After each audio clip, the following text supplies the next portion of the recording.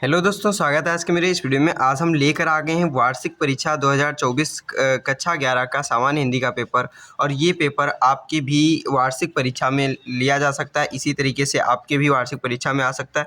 तो ये पेपर बहुत ही इम्पॉर्टेंट है, इसी तरीके से आपका भी पेपर आने वाला है। तो ये पेपर आप पूरा देखिए और इसका सोल्यूशन भी ज़रूर कीजिए, क्योंकि यहाँ पर बहुत ही इंपॉर्टेंट क्वेश्चन पूछे गए हैं। जैसा कि आप यहाँ पर क्वेश्चन देख सकते हैं। अभी मैं इसका सभी बहुविकल्पी का सोल्यूशन भी बताने वाला हूँ और आगे क्वेश्चन में दिखाने वाला हूँ। तो यहाँ पर सबसे पहले हम देखेंगे, जो आपका ये पेपर है वो 100 पूर्णांक का होता है, सामान्य हिंदी का पेपर है और वार्षिक परीक्षा 2024 के लिए ये पेपर है। तो यहाँ पर सबसे पहले हम आपको बता देना चाहते हैं, अगर आपको इस पेपर का पीडीएफ चाहिए तो पीडीएफ के लिए आप प्रिपेयर ऐप डाउनलोड कर लीजिए, जिसका लिंक आपको डिस्क्रिप्शन बॉक्स में दे दिया गया है। वहाँ से आप इसका पीडीएफ पूरा अच्छे से पा जाएंगे और दूसरे पेपर का, प्रीवियस ईयर पेपर का और जो आगे होने वाले पेपर हैं उनका भी आपको उस पर पीडीएफ मिलता रहेगा। और वहाँ पर सबसे बढ़िया एक बात है, जिस पर आप अपना पेपर शेयर भी कर सकते हैं, उस पर अपलोड कर सकते हैं, दूसरे का भी उस पर हेल्प हो जाएगा। तो अगर आपको भी चाहिए कि आपको भी दूसरे सब्जेक्ट का आसानी से पेपर मिल जाए, तो उस पर आप पहले दूसरों के लिए हेल्प करने के लिए उस पर पहले अपना पेपर अपलोड कीजिए, तब ना दूसरा कोई आपके लिए हेल्प कर सकेगा। तो यहाँ पर सबसे पहले आप शुरुआत कीजिए, अपना पेपर उस पर अपलोड कीजिए, जिससे कि मैं उसको वो दूसरा कोई देख सके और आपको जो पेपर मिले वो दूसरा कोई अपलोड किया हो। तो इस तरीके से उस पर सभी का फ़ायदा है, आप पेपर अपलोड कीजिए तब फ़ायदा होगा। तो यहाँ पर सबसे पहले अब हम क्वेश्चन पर डिस्कस करना स्टार्ट करते हैं। तो पहला क्वेश्चन यहाँ पर इस तरीके से दिया गया है।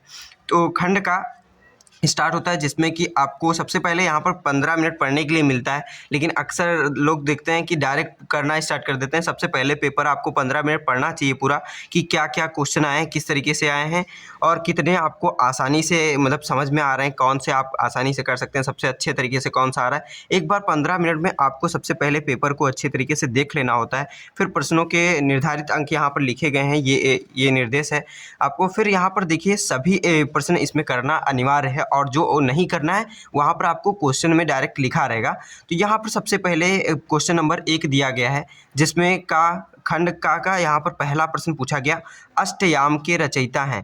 तो अष्टयाम के रचयिता आप जानते होंगे वल्लभाचार्य जी हैं।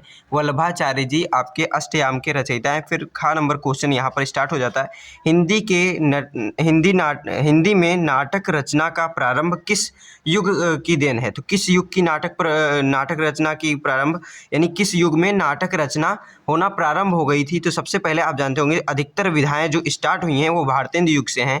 तो भारतेंदु युग में आपकी नाटक विधा की रचना भी प्रारंभ हुई थी। तो यहाँ पर इसका आंसर हो जाता है भारतेंदु युग। फिर आपका अगला क्वेश्चन नंबर पूछा गया है, जयशंकर प्रसाद की रचना है। तो जयशंकर प्रसाद की रचना यहाँ पर तितली है, ये इनका जयशंकर प्रसाद जी का उपन्यास है। और यहाँ आनंद मठ जो है बंकिम चंद्र चट्टोपाध्याय जी का है। और फिर भारत दुर्दशा आपके भारतेंदु हरिश्चंद्र जी की रचना है। फिर यहाँ पर संस्कृत के 4 अध्याय रामधारी सिंह दिनकर जी की है। तो इसका जयशंकर प्रसाद की रचना तितली, ये आपकी सही विकल्प हो जाता है। फिर आगे आपका अगला क्वेश्चन यहाँ पर पूछा गया है, नंबर आचार्य महावीर प्रसाद द्विवेदी द्वारा संपादित पत्रिका है। तो आचार्य महावीर प्रसाद द्विवेदी ने यहाँ पर सरस्वती पत्रिका का संपादन किया है। और ये जो इंदु पत्रिका है ये जयशंकर प्रसाद जी ने पत्रिका का संपादन किया है। और ब्राह्मण पत्रिका प्रताप नारायण मिश्र जी की है। फिर हंस प्रेमचंद्र जी की है। बहुत इंपॉर्टेंट ये सभी पत्रिकाएं हैं, इन सभी के रचनाकारों का नाम भी याद होना चाहिए। और ये द्विवेदी युग की सरस्वती पत्रिका है। यहाँ पर द्विवेदी युग भारतेंदु युग से स्टार्ट हुई थी, लेकिन द्विवेदी युग में इसका मेन कार्यकाल जो है द्विवेदी युग में रहा है। फिर ब्राह्मण जो है वो है आपकी भारतेंदु युग की। तो इसी तरीके से जो हंस है वो जयशंकर प्रसाद यानी कि उसमें आपका छायावादी युग में है। और इंदु भी ये छायावादी युग की है। फिर यहाँ पर अंगा नंबर क्वेश्चन है, सुख सागर के लेखक हैं। तो सुख सागर के लेखक आपके सदा सुखलाल हैं। सुख सागर के लेखक कौन है? सदा सुखलाल। और इन चारों कवियों की बहुत मुख्य महत्वपूर्ण जो रचनाएं हैं वो मैं बता दे रहा हूँ। लल्लू लाल की प्रेम सागर है, बहुत महत्वपूर्ण रचना है। अधिकतर पूछा जाता है कि प्रेम सागर रचना किसकी है, तो यहाँ लल्लू लाल, सुख सागर, सदा सुखलाल। फिर मुंशी इंसाअल्लाह खां की रानी केतकी की कहानी। फिर आपका सदल मिश्र का नासिकेतोपाख्यान, इनकी ये रचनाएं बहुत ही इंपॉर्टेंट है। फिर यहाँ पर दूसरा प्रश्न यहाँ पर स्टार्ट हो जाता है, जो आपके के साहित्य पर आधारित है, यानी कि आपके हिंदी साहित्य का विभाजन 2 वर्गों में हुआ, हिंदी काव्य साहित्य और हिंदी गद्य साहित्य। तो आपका यहाँ पर काव्य साहित्य के इतिहास पर आधारित 5 प्रश्न है। वीर गाथा काल के कवि हैं, तो वीर गाथा काल के जो कवि हैं यहाँ पर आपका वीर गाथा काल। वीर गाथा काल सबसे पहले आप जानिए कहते किसको हैं। वीर गाथा काल आदिकाल को कहते हैं, आदिकाल को वीर गाथा काल कहते हैं। तो आदिकाल की रचना यानी सबसे पुरानी रचना कौन सी है, यहाँ पर चंद बरदाई पृथ्वीराज रासो की पृथ्वीराज रासो चंद बरदाई की रचना है, ये कवि पूछा था। इसमें वीर गाथा काल के कवि हैं, तो वीर गाथा काल के कवि जो हैं आपके यहाँ पर सबसे पहले समझेगी कि वीर गाथा काल किसको कहते हैं। तो वीर गाथा काल कहते हैं आदिकाल को वीर गाथा काल कहते हैं। तो यहाँ पर सबसे पुराने जो कवि हैं यहाँ पर आप देखेंगे भूषण हैं आपके रीतिकाल के, बिहारी लाल हैं रीतिकाल के, फिर केशव भी आपके रीतिकाल के ही हैं, फिर यहाँ पर चंद बरदाई जो हैं ये आपके वीर गाथा काल यानी आदिकाल के कवि हैं। तो इस तरीके से ये राइट विकल्प हो जाता है। फिर यहाँ पर आपका अगला क्वेश्चन है ख नंबर, आदिकाल की रचना है। आदिकाल की रचना कौन सी है, अब पूछ लिया गया। वीर गाथा काल उसी को कहा गया और यहाँ पर आदिकाल की रचना कौन सी है। तो आदिकाल की रचना ये खुमान रासो है, खुमान रासो आपकी आदिकाल की रचना है। और छत्रसाल दशक जो है, छत्रसाल दशक भूषण की है यानी रीतिकाल की है। दीप शिखा आपकी महादेवी वर्मा की है जो छायावादी युग से हैं। और इस तरीके से हो जाता है। फिर आपका ग नंबर क्वेश्चन है, विनय पत्रिका के रचयिता हैं। तो विनय पत्रिका के रचयिता यहाँ पर तुलसीदास जी हैं, तुलसीदास जी विनय पत्रिका के रचयिता हैं। फिर घ नंबर, रीतिकाल का अन्य नाम है, रीतिकाल का अन्य नाम श्रृंगार काल है, श्रृंगार काल को रीतिकाल भी कहते हैं। तो यहाँ पर फिर अंगा नंबर क्वेश्चन है, भारतेंदु युग की रचना है। तो भारतेंदु युग की रचना यहाँ पर प्रेम माधुरी, भारतेंदु हरिश्चंद्र जी की है रचना, प्रेम माधुरी भारतेंदु हरिश्चंद्र जी की रचना है, प्रेम माधुरी। फिर यहाँ पर तीसरा नंबर क्वेश्चन स्टार्ट हो जाता है जो आपके अध्यायों से रिलेटेड है, जो आपके हिंदी गद्य में पाठ दिए गए हैं उनसे एक गद्यांश लिया गया है, उस पर आधारित यहाँ पर आपके 5 प्रश्न पूछे गए हैं जो 2-2 नंबर के हैं और टोटल ये क्वेश्चन 10 नंबर का है। तो इस तरीके से ये क्वेश्चन आप पूरा देख लीजिए। और अब हम बढ़ते हैं आगे तरफ अगले पेज पे, और ये वाला क्वेश्चन जो है आप अपने से सॉल्व कर लीजिएगा। इसका पूरा सॉल्यूशन आपको अगर चाहिए तो उसके लिए आप कमेंट जरूर कीजिए, जिससे कि मैं आपके लिए पूरा सॉल्यूशन इसका ला सकूं। और यहाँ पर अगर ये आप पूरा सॉल्यूशन नहीं तो खुद से आप कर लीजिए तो और अच्छा रहेगा। फिर यहाँ पर आपका दूसरा गद्यांश दिया गया है, इसका आप यहाँ पर इस तरीके से क्वेश्चन पूछे गए हैं, ये भी आपका 10 नंबर में ही होता है। अगर आपको वो आ रहा है तो वो कर लीजिए, अगर वो नहीं आ रहा है तो ये आप कर सकते हैं। इसमें सबसे पहले आप चेक कर लीजिए कौन आपको सबसे अच्छे से आ रहा है, वो वाला आपको कॉपी पे लिखना है। फिर यहाँ पर आपका चौथा नंबर क्वेश्चन पूछा जाता है जो आपके काव्य खंड से आधारित है। काव्य खंड से कोई भी एक काव्य का आपका काव्य खंड दे दिया जाएगा और उसमें से आपको ये 5 प्रश्न करने होते हैं। ये भी 10 नंबर का क्वेश्चन है, तो ये आप कर सकते हैं। और इसके अथवा में भी एक क्वेश्चन आपको देखने को मिलता है, तो ये 10 नंबर के प्रश्न होते हैं, इनके अथवा में एक क्वेश्चन और मिलता है, एक ना एक आपको आता ही होगा। फिर यहाँ पर आपका अगला क्वेश्चन होता है, यहाँ पर श्री कृष्ण ये उसी का है आपका जो ये काव्य खंड से आधारित प्रश्न है, उसके यहाँ तक प्रश्न है। फिर 5वां नंबर क्वेश्चन यहाँ पर स्टार्ट हो जाता है, निम्न में से किसी एक लेखक का साहित्यिक परिचय देते हुए उनकी कृतियों का उल्लेख कीजिए। तो कोई भी आपके इसमें से तीन लेखक आपके दिए गए हैं, उनका साहित्यिक परिचय देते हुए उनका आपको उनका कृतियों का उल्लेख करना है। ये 5 नंबर का प्रश्न होता है। फिर यहाँ पर ख नंबर क्वेश्चन स्टार्ट हो जाता है, निम्नलिखित में से किसी एक कवि का साहित्यिक परिचय देते हुए उनकी कृतियों का उल्लेख कीजिए। तो साहित्यिक परिचय देते हुए उनकी कविता यानी कि उनकी कृतियों का आपको उल्लेख करना है, यानी उनकी कृतियाँ क्या क्या हैं वो लिखना है आपको। यहाँ पर सबसे पहले 3+2 लिखा है, तो 3 में मतलब कि साहित्यिक परिचय आपको 3 नंबर में लिखना है, और मतलब कि 3 नंबर का आपका साहित्यिक परिचय होगा और 2 नंबर का आपकी उनकी कृतियाँ जब लिखेंगे तो आपको टोटल 5 नंबर मिलेंगे। तो ये आपके कबीरदास, सूरदास, तुलसीदास ये बहुत इंपॉर्टेंट है, ये हर साल पूछा जाता है। इनमें से आप किसी 2 को याद कर लीजिए, बहुत ही इंपॉर्टेंट, आपका एक ना एक मिल ही जाएगा। सरदार पूर्ण सिंह और आचार्य महावीर प्रसाद द्विवेदी, ये दोनों बहुत इंपॉर्टेंट है, कोई एक दोनों याद कर लीजिए। यानी कि आपकी जो रचनाएं हैं मतलब कि इतने पाठ हैं, उनमें से यही 2 याद कर लेंगे तो कोई ना कोई आपका मिल ही जाता है। फिर आपका अगला क्वेश्चन यहाँ पर स्टार्ट हो जाता है 6वां नंबर क्वेश्चन नंबर, बलिदान कहानी की विषय वस्तु पर प्रकाशन डालिए, यानी उसका सारांश आपको लिखना है बलिदान कहानी का। फिर आकाशदीप कहानी के प्रमुख पात्र का चरित्र चित्रण कीजिए। तो अथवा में दिया गया है, इसमें से कोई भी एक आप कर सकते हैं। फिर यहाँ पर 7वां नंबर क्वेश्चन है, अपने पठित नाटक की कथा वस्तु को संक्षेप में लिखिए। जो भी आपने नाटक पढ़ा हो उसकी कथा वस्तु संक्षेप में लिखना है। या फिर उसी में से एक और क्वेश्चन मिलता है आपको, अपने पठित नाटक के पात्र का चरित्र चित्रण कीजिए। आप चरित्र चित्रण भी उसमें लिख सकते हैं, कोई भी एक क्वेश्चन इसमें से करना होता है। फिर यहाँ पर आपका 8वां नंबर क्वेश्चन स्टार्ट हो जाता है। ये 7 नंबर का है। ये आपके संस्कृत खंड से गद्य खंड पर आधारित प्रश्न है।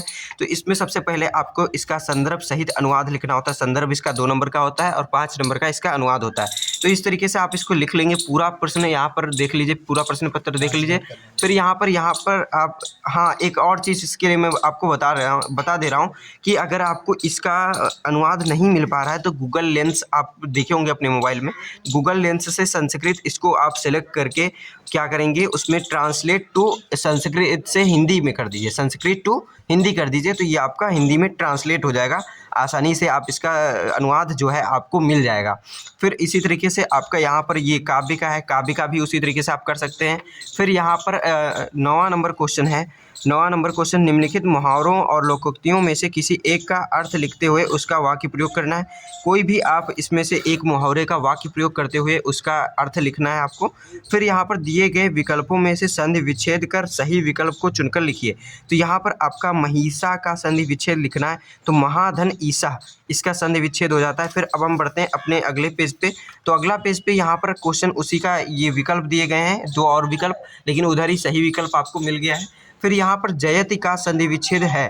तो जयति का संधि विच्छेद क्या है ये आपको बताना है। तो जय धन अति, जयति का आपका संधि विच्छेद है। फिर ममतालय का संधि विच्छेद है, ममतालय का ममता धन आलय, ये आपका संधि विच्छेद इसका हो जाता है। फिर यहाँ पर विभक्ति दी गई है, तो विभक्ति अपने आप से आप देख लीजिएगा अच्छे से। फिर यहाँ पर आपका 11वां नंबर क्वेश्चन दिया गया है, का नंबर क्वेश्चन है। इसमें निम्नलिखित शब्द युग्मों में से किन्हीं 2 का अर्थ चुनकर लिखिए। तो सुगंध सौगंध, किन्हीं 2 का अर्थ मतलब अर्थ आपको लिखना है। इसमें लिखा हुआ है, कोई भी एक टिक करना है, जो आपका सही आंसर है उस पर टिक करना है। जैसे सुगंध और सौगंध, सुगंध मतलब होता है महक और सौगंध मतलब शपथ। तो इस तरीके से ये राइट विकल्प है। फिर आपका अगला क्वेश्चन है यहाँ पर, इसी में स्वर्ण सवर्ण। तो स्वर्ण माने सोना होता है और सवर्ण माने यहाँ पर उच्च जाति से रिलेटेड किया गया है। तो यहाँ पर ये वाला विकल्प सही हो जाएगा। फिर यहाँ पर इसी तरीके से अगला क्वेश्चन दिया गया है, खा नंबर, निम्नलिखित शब्दों में से किसी एक के 2 अर्थ लिखकर चुनकर लिखिए। तो यहाँ पर कोई भी शब्द में से किसी एक का आपको उसके 2 अर्थ लिखने हैं। जैसे कृष्ण का क्या हो जाएगा, यशोदा पुत्र कृष्ण या फिर कृष्ण भगवान, और इसके बारे में लिख सकते हैं कृष्ण माने काला भी होता है, इसके 2 अर्थ हो गए।